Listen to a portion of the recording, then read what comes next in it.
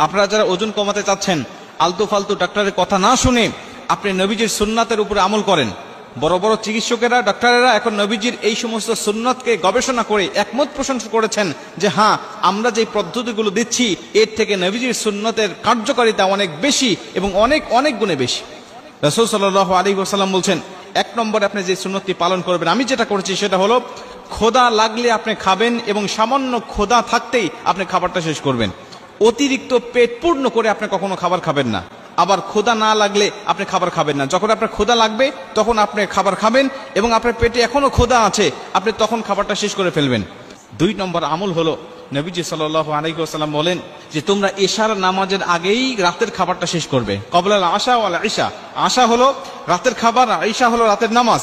নবীজি সাল্লাল্লাহু আলাইহি ওয়াসাল্লাম বলেন, আম্মা জান আয়েশা রাদিয়াল্লাহু তাআলা আনহা হাদিসটা বর্ণনা করেছেন যে বুখারীর বর্ণনায় নবীজি সাল্লাল্লাহু আলাইহি ওয়াসাল্লাম বলছেন, যদি এশার নামাজের একামত শুরু হয়ে যায় আর ঠিক সেই মুহূর্তে যদি তোমার সামনে রাতের খাবার উপস্থিত হয়ে যায়, তাহলে তুমি আগে রাতের খাবারটা শেষ করো। বর্তমান বিজ্ঞান বলছে যদি কেউ এশার নামাজের আগে খেয়ে ফেলে, তাহলে খাবার খাওয়ার পরে তো যাচ্ছেন তিনি নামাজের জন্য, হেঁটে হেঁটে যাচ্ছেন এবং নামাজের জন্য উঠা বসা করতেছেন, রুকু সিজদা করতেছেন, এরপরে তিনি নামাজ শেষ করে আবার বাসায় আসতেছেন। এই যে তার খাবারটা খেয়েছিল, এটা ডাইলেশন হয়ে গেল, এর ক্ষতিকারক চর্বিগুলো তার শরীরের মধ্যে বাসা বাঁধতে পারবে না। এজন্য নবীজি সাল্লাল্লাহু আলাইহি ওয়াসাল্লাম এশারের আগে খাওয়ার কথা বলছেন।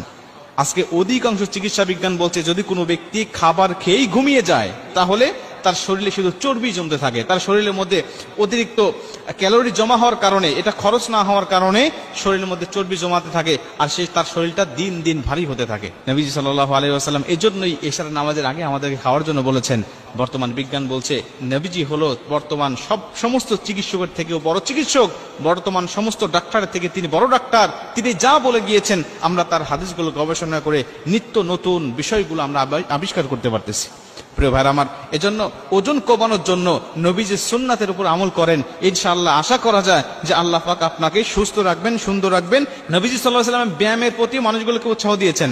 নবীজি বলেছেন তোমরা শক্তিশালী হও, যুদ্ধের ময়দানে যেন তোমাদেরকে পরাস্ত কেউ না করতে পারে। এজন্য নবীজি বিভিন্ন ট্রেনিং এর ব্যবস্থা করতেন, তিনি বর্ষা নিক্ষেপের ব্যবস্থা করতেন, তীর নিক্ষেপের ব্যবস্থা করতেন, সাহাবীদেরকে ট্রেনিং দিতেন, তিনি ব্যায়ামের প্রতি মানুষগুলোকে উৎসাহ দিতেন। এগুলো করলে তার শরীরও হালকা থাকে, শরীরে শক্তি সঞ্চয় হয়। এজন্য নবীজির সুন্নত ছাড়া অন্য কোথাও আমাদের শান্তি নাই, মুক্তি নাই।